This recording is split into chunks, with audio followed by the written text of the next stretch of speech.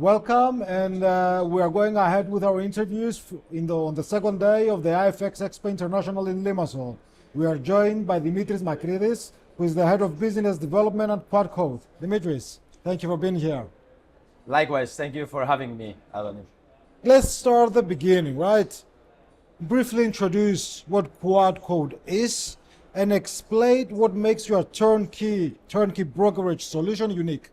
So, Quadcode Brokerage is, as you correctly stated, a turnkey software as a service solution, all in one, where we essentially take our partners from zero to hero, and we provide not only the technology, but the full circle of operations for our partners as well. While that itself is unique, that is not what actually makes us truly unique. What makes Quadcode truly unique, it's the fact that it has been in the business for over 13 years now by running standalone brokerage platforms, and having the experience and the data of an enterprise allows startup companies who decide to partner with Quadcode and open their brokerage platform with us. It gives them the opportunity to enjoy an enterprise level of operations from day one as a startup. And that's what makes Quadcode truly unique. Okay, let's do a hard pivot now, and let's talk trends. Yes. What do you think are the key trends right now in the CFD and options trading industry? Well, I think it's pretty evident where the trend lies at the moment, not only in the fintech industry, in the gaming, in general, in the world we live in, and that is artificial intelligence, right? We see the ever-increasing demand by the clients, our partners, in more flexibility, personalization, custom AI-driven tools on the platform, instruments which would allow to make sophisticated, complex risk mechanisms more user-friendly and accessible to the everyday client. So I think that's the trend, personalization and customization. Yeah, AI is just the talk of the town, and it's gonna be the talk of the town for the next 3 years at least. Unless they do something with quantum computing, they manage to break that. I don't know. Yeah. Okay, why are more brokers choosing white label and SaaS solutions instead of just building their own tech stack from the scratch? Well, listen, as much as the aspect of control is attractive for a business owner to have, and the pride of building something of their own, we have to be realistic. It's the 2026 year, and competition is ever growing. So taking the time, the team, the money, the effort to build something from scratch on your own, you're already years behind the competition in front of you.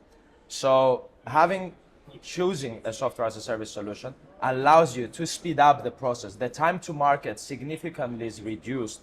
You do have the support, not only technical, in our case operational as well, from big enterprises who allow you to enter in the front line of the race already, giving you this competitive advantage.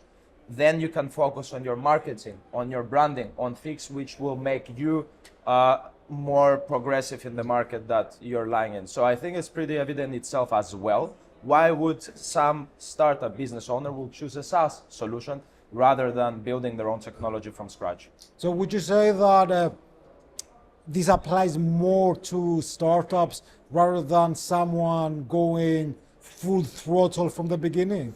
Well, listen, full throttle does not necessarily define a startup or not at its that's a core, fair point. At the base. So I would say that perhaps even established companies would choose software as a service when it comes to diversification in areas where their expertise has not yet been shaped into the level of the current market competition. So it means that not only startups can enjoy partnership with software as a service solutions, but emerging companies, like running companies as well, already running companies. Okay, so you said that SaaS and white label essentially streamline, they reduce friction. Where do you fit in this equation? How do you help brokers launch and scale more efficiently? Well, so as I already said, we already take our partners to the front of the line, time to market is a huge. So we are able to provide them a running solution in 2 weeks' time. We already have integrated solutions in our product, which will allow you to scale from day one in different regions, payment solutions. We have the risk management, the anti-fraud teams in place who already have data running, which allows your broker from day one to run efficiently. So all these aspects, all these tools combined, which our product offers your business, is the benefit and what allows us to streamline our partners ahead and to make their running operations smooth and more efficient as possible. So as I said, allowing them focus on their marketing, what's important for them.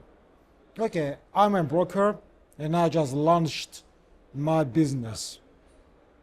In the hierarchy of priorities, where should I place innovation and user experience? Well, you know, nowadays with so many products out there, because we're being realistic, we understand we're not the only player in the market. Even though we do consider ourselves the leader in the market, we're yet not the only player in the market. But what makes us a leader in the market? And that's where innovation and customer focused solutions come into play. This is one of the key competitor advantages of any product nowadays, is how good is your user experience, friendly, your customer success, your personalized journey. What is that special touch which you offer to your client? Those innovative instruments and tools which your product has to offer, because that is what is your competitive advantage. So to answer your question, in the pyramid of hierarchy, although the core value still is your operations and technology, innovation and customer journey lies on the very top of your priorities, because that is what runs you ahead of the competition, and that's what's bring you clients and helps a lot with acquisition. Let's switch gears now and peek behind the curtain to see a bit into the future. Where do you see the online trading industry going over the next few years? How will it evolve?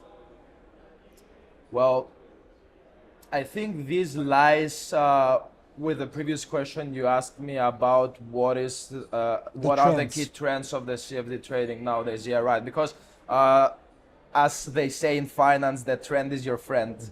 So you have to ride that trend. And I see the CFD industry, the online trading industry, let me put it in more broad scope, moving towards a more digitalized, more advanced, heavily artificial intelligence influenced customization tools, personalization, the ability to give customized tools, personalized tools to your clients on the platform, which allows them to use complex, sophisticated models that once big financial organizations were able to run only with a lot of experience behind them and professionals and team, simplified for your clients. So I think that's where we're running.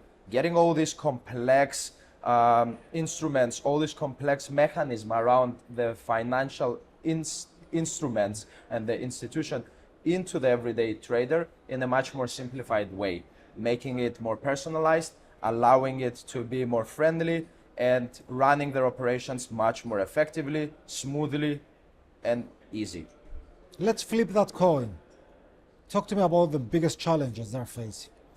Well, the biggest challenges is being able to meet all these requirements which the trend demands of your business, while at the same time maintaining high quality service, technology, and reliability. So to be able to balance everything in such a way where if you redirect your team's focus on more customization, more personalization, you don't lose from the operations. When you direct your focus of your team more heavily on the operations in order to scale in different geos, not to lose on the customization, personalization, and the technologies maintenance. So I think that is the biggest challenge, is keeping the balance between everything you want to do and not losing focus in what's important. That requires a very good team structure, the professionals in place, and the support of the managements in able to do so. I'm very glad and happy to say that in Quadcode we do have that. So facing this challenge has been much easier than what I've expected, and we're very optimistic in the years ahead. I mean, that's true for on a human level as well, right? If you split your focus into too many things at the same time, you're gonna miss some things. You have to economize your attention and how you split your focus. I want to wrap this conversation to talk about your future developments and where you see your growth be in the next few years. So we are pretty dominant in the market of B2B. We have over 70 clients, partners with whom we work and operate and have our platforms running for them. So in the next few years, I see our platform evolving, becoming more flexible, more customizations, personalized tools for our clients upon request of our partners, and expansion in other geos as well. As I said, the trend is your friend. So obviously we do ride the trend at the moment, and that's where the focus lies in the following.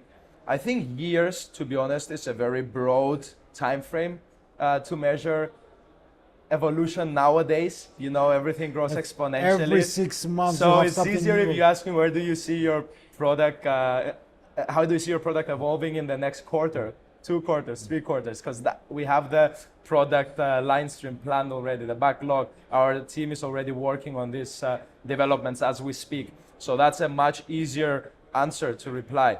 I don't know where exactly we're going to lie in 3 years, but a lot of exciting products lie ahead of us, and you should stay tuned to see what's coming. Brilliant. Demetris, thank you so much. Likewise, Adonis. Thank you. It was a pleasure. Thank you.